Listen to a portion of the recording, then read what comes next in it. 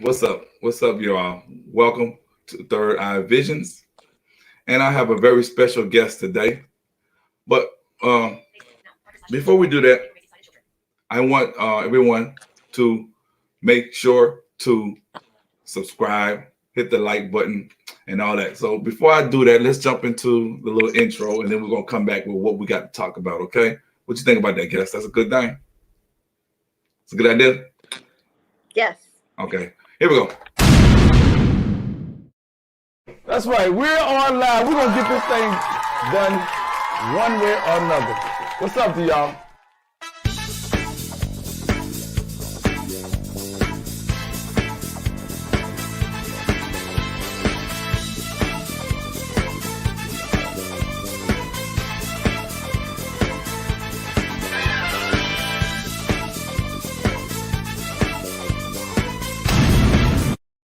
All right. We are back, as I mentioned, and we're going to be talking about blind people raising sighted children. And today's guest is a young lady from the great state of Missouri, right? Yes. Her name is Jinnerfer. Jennifer. Okay. And before we jump into that, as I mentioned, y'all make sure you subscribe, hit the like button, comment, follow, share, and help this thing move forward. So, with that being said, I'm gonna allow her to introduce herself, and then we're gonna jump into her story. And y'all stay tuned and relax because a lot of people think that we as blind people cannot raise kids and mentor them and turn them into individuals of prominent persons and whatnot. And Jennifer is going to prove us wrong. And with that being said, as I filibuster, I like to talk a lot. First of all, Jennifer, how you doing? I'm good. How are you? I'm doing all right. And I like to say that we are on Facebook and we are on Periscope. So welcome to everyone. So tell them a little bit about yourself. I am uh, visually impaired. I have a rare aggressive form of retinitis pigmentosa. I do not remember the name of it because when I was diagnosed, I was 16 years old. I had been in the doctor's office for about 3.5 hours, and I was literally frustrated to tears. I started crying and told them I was tired of them messing around in my eyes. So I don't remember the name of it, but I had to start learning Braille when I was 8 and started using a cane when I was 10. And now that I am 40, I have no sight at all. I was born in St. Louis, Missouri, raised in Cleveland, Ohio. I have to say that because I don't want my Cleveland family jumping on me. And I moved back to St. Louis a little bit later on in life. Okay. You said you learned Braille, Yes. and how hard or difficult was that? It was not difficult, and I think it was because I was so young. I was 8 years old, and it was something really new and exciting. And it was like, ooh, dots. Yeah, It yeah, I wasn't know. hard. A little bit later, I got a little bit, it was too much like school. Mm, And I had to do it in the summertime when I went to visit my dad in St. Louis. And I did not want to go to summer school. I wanted to go outside and play. mm. But other than that, it wasn't hard for me at all. Okay. And what about cane travel? How hard was that? Cane travel was scary. Here in Las Vegas, they have a training center. It's indoor. They have a bus on the inside. It has a whole street and a house and everything. And I'm not sure if they train on the street here, but I do know that they do some training in a training center. And when I walked through there, I said, "Oh, this is cute. You guys are really pampered," because I had to learn how to use a cane, what I call in the raw.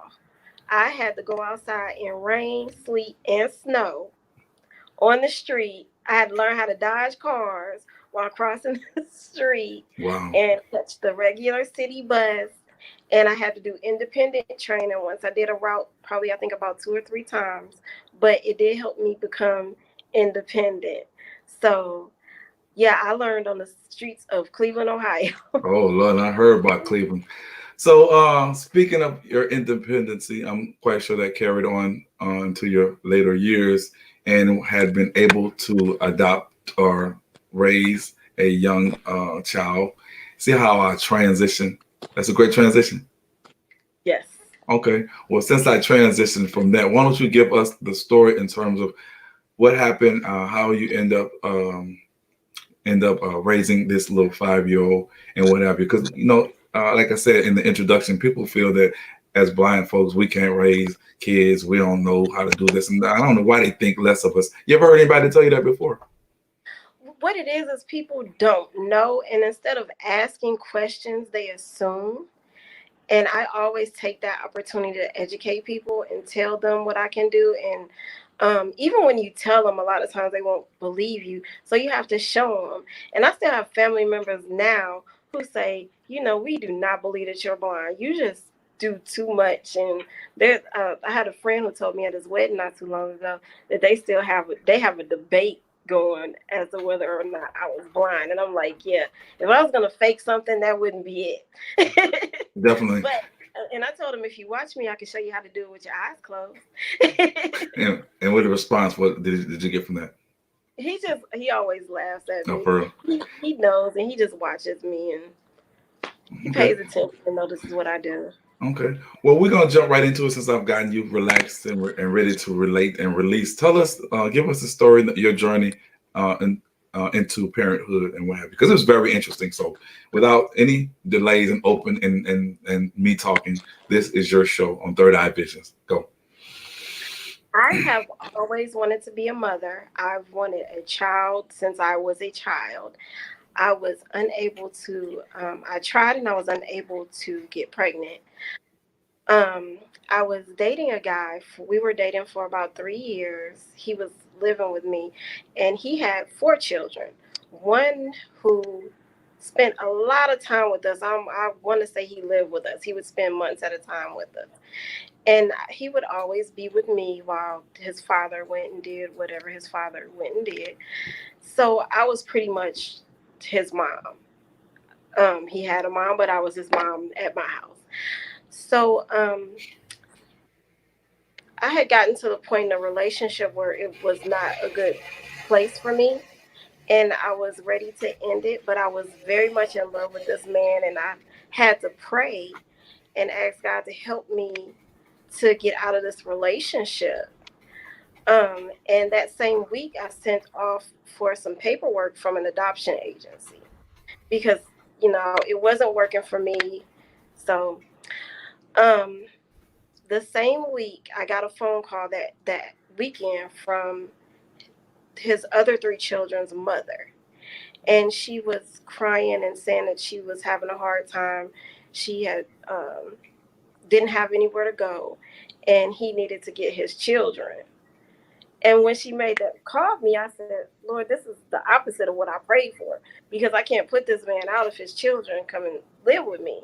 So that Sunday, I went to church, and while I was at church, I was getting the phone calls, and she was saying, I need to bring the children over there. I don't have anywhere to take them. And she had his 3 children and 2 babies. I think they were 1 and 2, if they were that old. So, of course, like, I couldn't let those kids live on the street or anything. So I said, well, just come on. So, she sat and talked to me for a while after she brought the children, and she was telling me about how she was pregnant. And what it is she lost a child. She had lost a child to child abuse, by her by his father's girlfriend. She killed her 2-year-old some years before, and she was having babies trying to replace that child that she lost. And she had just come to terms with the fact that she could not replace him when she found out that she was pregnant. She didn't want to have an abortion, and she wanted to put the baby up for adoption, but she didn't want the baby someplace where she couldn't see the baby. She wanted to be able to keep in touch and just kind of watch the child grow up from a distance. So since I was taking these 3 children, I said, well, I'll take that baby too, since I just sent off for adoption papers. And she agreed. So months went by. I saw her a couple of times. We kind of kept in touch. and she ended up in the hospital 2 weeks before she had the baby. And we spent some time together, and I got to know her a little better and know more of her situation. And she was a really what it is, she's a really good person. She was just in a bad situation, and it wasn't getting better for her. Mm-hmm. So we got really close and got to know each other over those 2 weeks. I even spent the night at the hospital with her a couple of times. And the night she went into labor, I was at the hospital, and I told her, I'm going home. She said, I'm not gonna have a baby tonight. I said, okay, I'm gonna go home, but I think you're gonna have a baby tonight. I said, I'm gonna go home and take a shower, and I'm gonna go to sleep. Call me when you're ready. She said, okay, but don't worry about it. The baby not coming tonight. I said, the baby's gonna come tonight. I said, as a matter of fact, the baby gonna come at about 4:30 a.m. So I got home, took a shower, called my dad to make sure I had a ride back to the hospital. And I think as soon as I laid down, probably an hour after I hung up with my dad to make sure he was going to take me to the hospital, she called me and said, baby mama, our baby is coming. Come to the hospital. Uh-huh. So I ran back up to the hospital, threw on my clothes, ran back up to the hospital, and our baby was born at 4:30 a.m. Mm-hmm. on March 24th. So I actually called it. I knew that baby was coming. What was so funny was in labor and delivery while she was having contractions. Every time she would have a contraction, she'll look at me and ask me if I'm okay.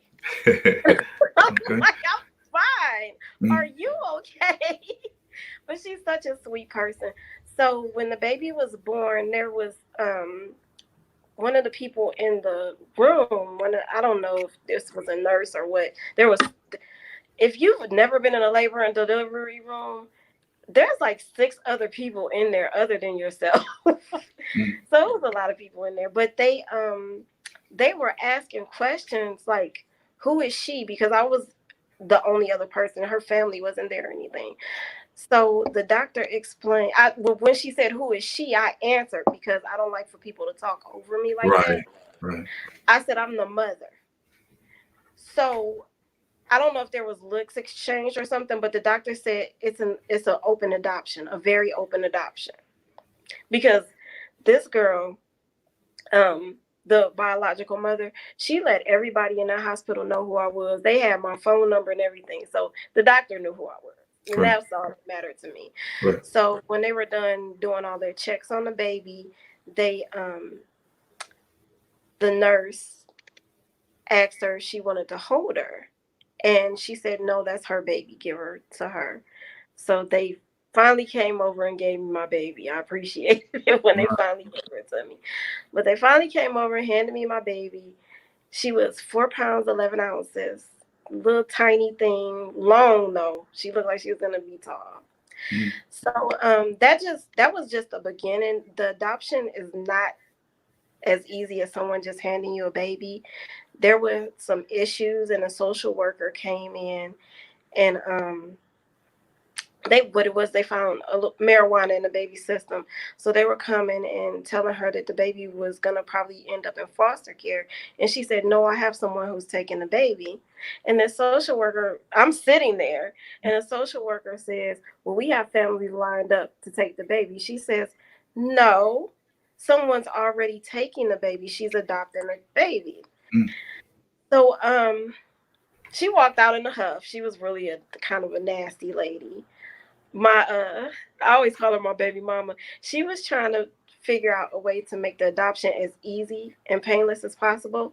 So she even asked the nurses if I can sign a birth certificate, and they were like, no, you can't do that. So we talked to another social worker in the hospital who helped me get power of attorney so that I can take the baby home. And they just came and did a quick look around my apartment to make sure that it was clean and safe and everything. And I was able to take her from the hospital, and I actually still had to go through a little bit to get her out of the hospital because the nurses wanted the biological mother to sign the paperwork. And she said, I'm not signing anything. She's taking the baby home. That's her baby. And there was a small argument before she just turned around and walked out the room. So the nurse had no choice but to allow me to sign the paperwork. She had to give me give me the baby and everything. So I took her home, and I was getting advice from different people who were telling me that all she had to do was sign over her parental rights and adoption would be fine. I even had a lawyer, one of my cousins who lived in Florida, wrote a letter that I got notarized, and we took it to the courthouse, and they said, we can't do anything with this. You have to get a lawyer. And the whole time I had um, the biological mom with me, and she's like, why does she have to go through all of this? Like, she was getting frustrated. Right. She said, this is her baby. I want her to take the baby. I'm the biological mother. I'm signing over my parental rights. They said, no, it doesn't work that way. There's a process.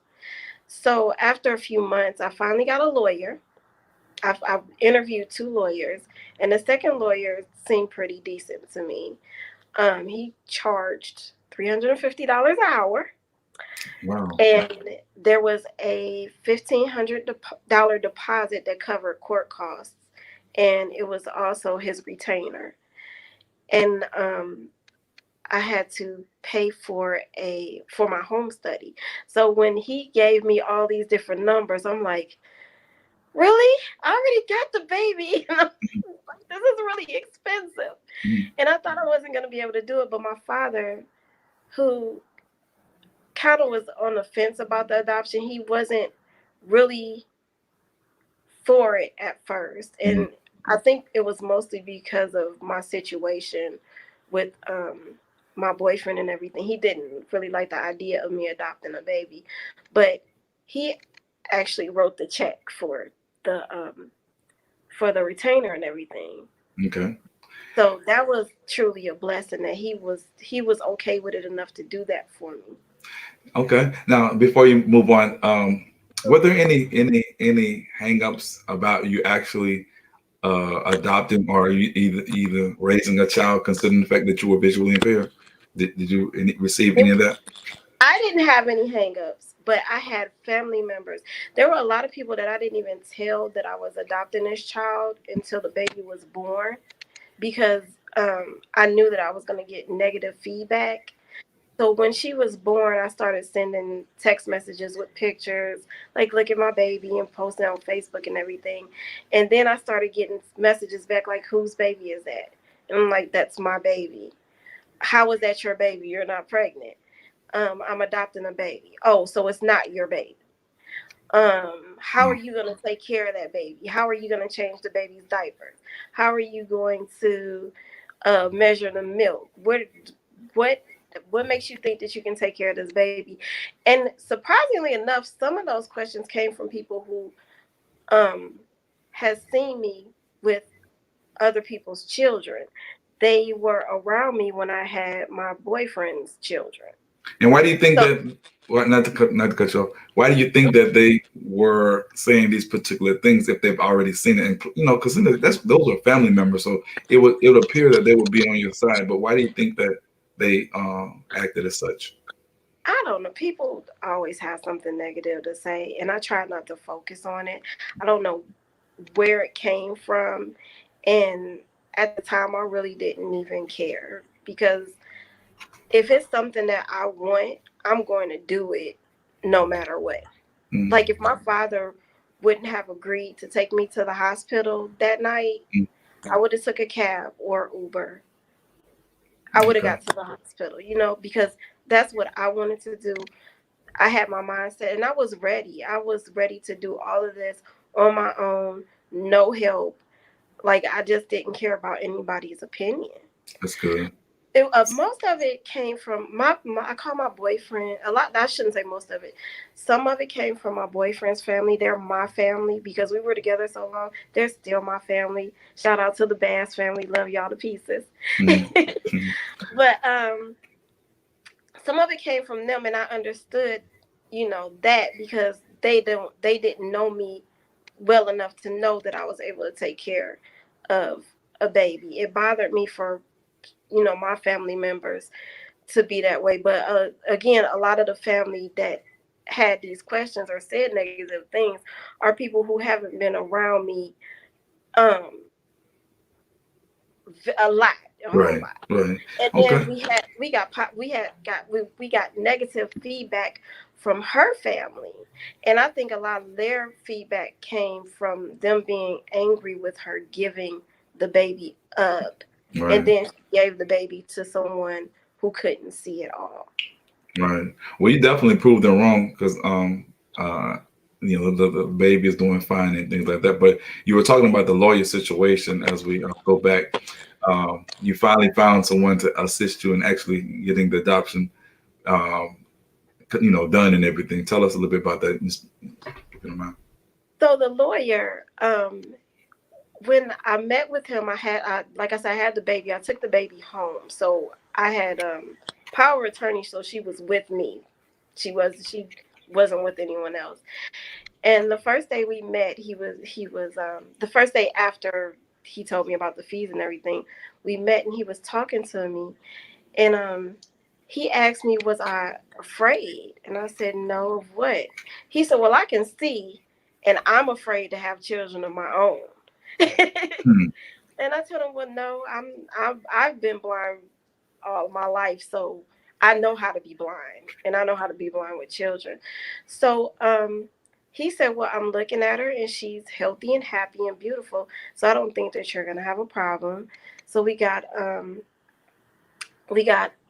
the biological mom to sign the paperwork and everything, and I thought it would be like smooth sailing from then on, but there was actually a misunderstanding in the conversation with the lawyer. Hmm. He told me that I had to have the baby for 6 months, and then the adoption would be complete. Um, and he said there would have to be a home study. So that's the way he put it. So I kept the baby. I had the baby for 6 months, and I didn't call him or anything until the 6 months were up. And then I called him. I'm like, okay, I've had her for 6 months. Let's go ahead and schedule an adoption. So he was confused for a minute, and he said, no. He said, you have to have a home study, then you have a custody hearing, then you have the baby for 6 months after the custody hearing, Hmm. and then you do the adoption hearing. I'm like, dude, we could have did this a long time ago. Right. Right. Right. So I had to pay for the home study, which was probably about $1,500. I want to say it was about $1,500, and I had to pay for that. And a caseworker came over. She looked around the house, told us what we needed, which we had everything except for a baby gate and the fire extinguishers. Hmm. So we got that together, and she explained the court process and everything. Um, she had to come back one more time before we went to the custody hearing to make sure that we had everything that we needed in the house and make sure that the baby was okay. And then after the custody hearing, I think she came over two more times in between the custody and the adoption hearing. Now all of this, the whole process for me took about 2 years. And it normally doesn't. I don't think that it takes that long excuse me, normally, but um, first, there was an issue with the father because we got a father's um, name, but the lawyer, we discussed it and we just realized that this wasn't really this child's father. Right. Right. Um, but we couldn't. I think he put an ad in a paper or something like that, and no one like stepped up and said, "Oh, that's my child." No one claimed her, Hmm. so we moved on. And what we ended up doing was just going by um, the mother's word and using the person who she said was the father, and we used his death certificate just to make everything go Official. smooth, to keep Okay. it to keep it from taking longer than it needed to take, the longer than it already had taken. And then there was an issue with the house. We had a house fire, and I was like really scared to have the lady come back in and do the home study. And I called my lawyer, and he said, call her, talk to her, see what she says. And he says it might not be a big deal. He Hmm. said as long as you and the baby are safe, everything should be fine. So I called her. She came over and saw that there was work being done on the house. We were safe. Everything was good, and she was very encouraging. She said, "Jinnerfer, don't worry. Your baby is happy. She's healthy.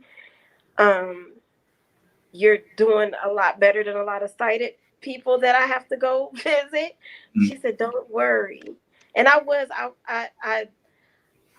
in, I put on the confident face because I didn't want anybody to tell me no. I didn't want anyone to take her from me. Um, I just didn't want any type of issues. But in the back of my mind, I was worried that there was going to be an issue within the court system. And everyone was so supportive. The guardian at Lightem, she came over and she brought her son with her. She adopted a little boy, and she came over and looked around the house and she said, "This is just great." She said, You're fine. Everything is great. Don't worry about anything." That's And good. even the judge during the custody hearing, she was talking and going through all the preliminaries and everything. And Alexa was sitting on my lap and she kept turning around and just grabbing my face and kissing me. And she was, Uh, at the time, she was one going on two, I think, at the time.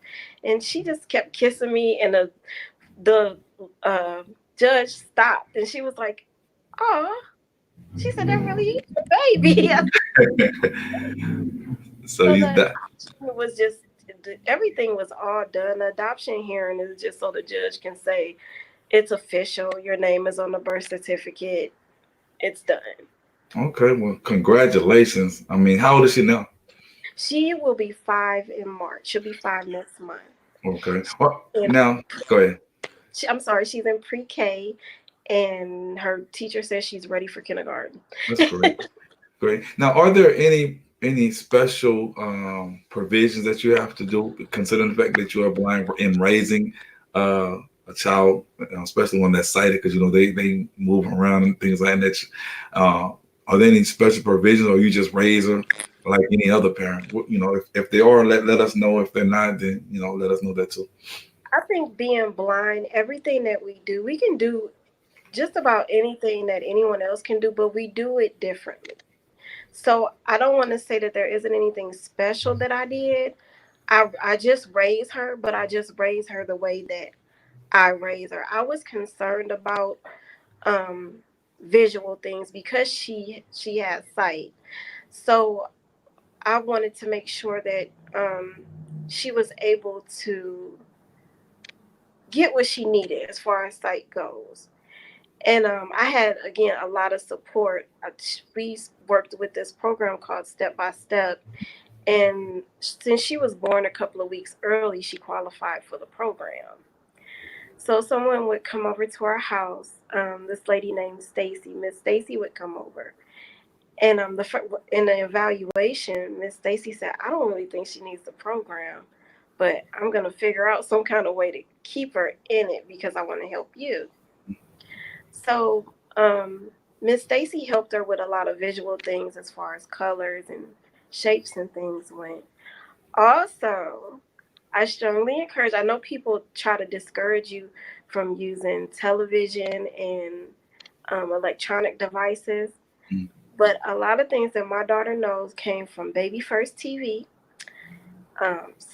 So a little bit of Sesame Street. She wasn't really in the Sesame Street, but a lot of it was Baby First TV and YouTube for Kids.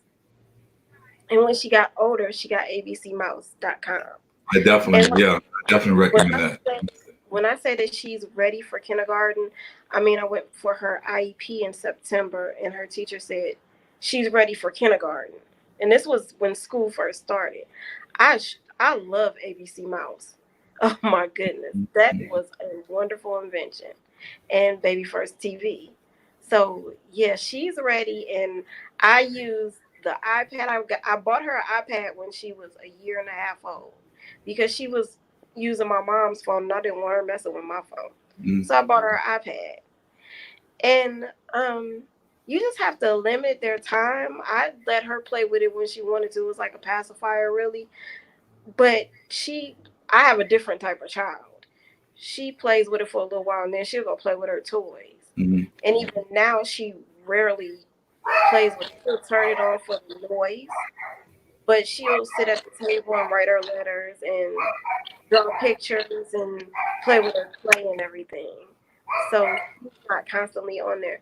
So yeah, if you have a sighted child and you're blind, use use technology because it helps. And it also helps to have a relationship with your child's teacher. I talk to her teachers regularly. I keep in touch with them. I always give them my phone number, but they have these apps that they use now. So we use apps and telephone calls and emails. So I keep up the communication. I let them know um, at on the first day of school, I'm blind. She's gonna need help with things. Try not to send too much visual stuff home with her. And if you do, send me an email so I'll know what she's coming home with. But yeah, it's you have to use your words and let people Okay. know. Mhm. Definitely. I appreciate you providing that helpful information when not so, for any other parents who want to know what they could do or any have any idea or don't have any ideas, they can definitely listen, check out this video and know that there are ways of raising children, even though you are visually impaired or blind. Man, Oh, you have any wait, last? let me give you one more. I don't know if anybody knows this. When my daughter started moving around, I was trying to figure out. I've never been around other blind parents before, so I had no idea what to do. I actually winged all of this.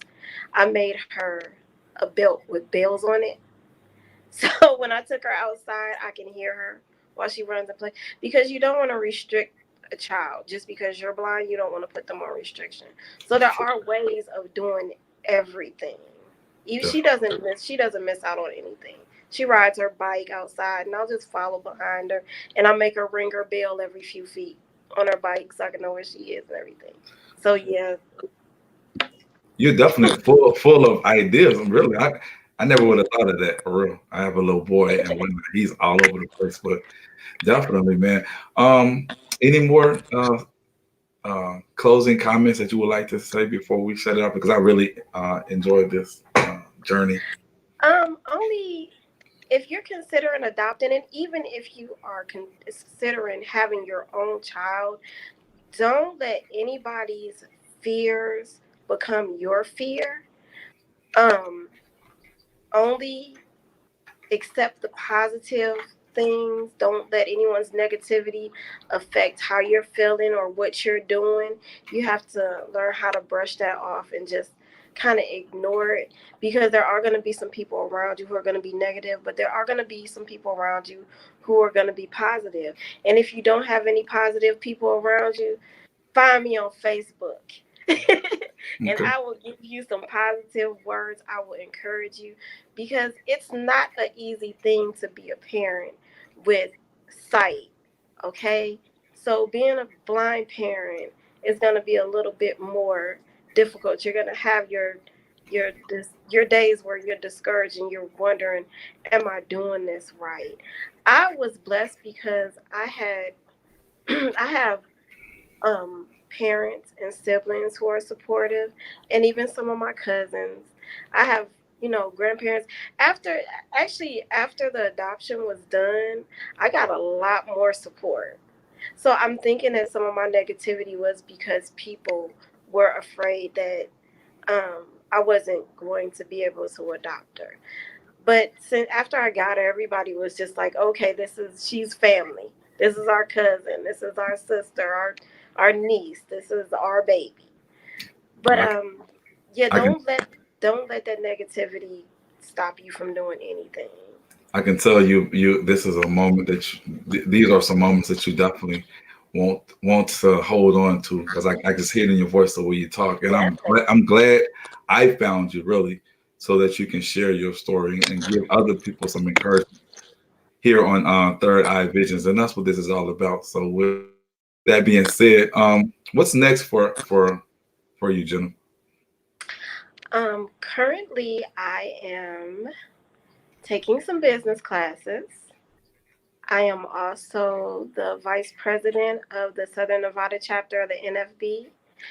And this is it's kind of strange how I ended up doing that. I've never been in an organization before, and I joined that organization in January, and I got elected vice president in October. Mhm. So this is my going to be my first full year of being vice president. So I am chairing a couple of projects. We have a fashion show that I am putting together for October for Meet the Blind Month, and um, we are getting ready for our national conference in July, and we also have our state convention in November. So I have a lot going on as far as that goes. Also, working on becoming a motivational speaker, and I'm trying to write a book about my experience with the adoption and with raising Alexa and how I got there. Okay. Well, if I can do anything for you, I'd be glad to help you out. I'm gonna bring you back on here with in a couple of weeks, or maybe get you as a sidekick from time to time. Will you be available and help me out? I'm available. Just let me know. I sure will. Well, this concludes this story. Everyone on Periscope, Facebook, and YouTube. I hope you really enjoyed it, because I enjoy bringing it to you. So, as I mentioned, y'all definitely continue to subscribe. I was and let everybody know about it and whatnot. And I will, as I mentioned, I'll be bringing her back on and let her share some more of her life. So, with that being said, thanks for supporting. And I am out. Hold on, Jennifer, before you get up.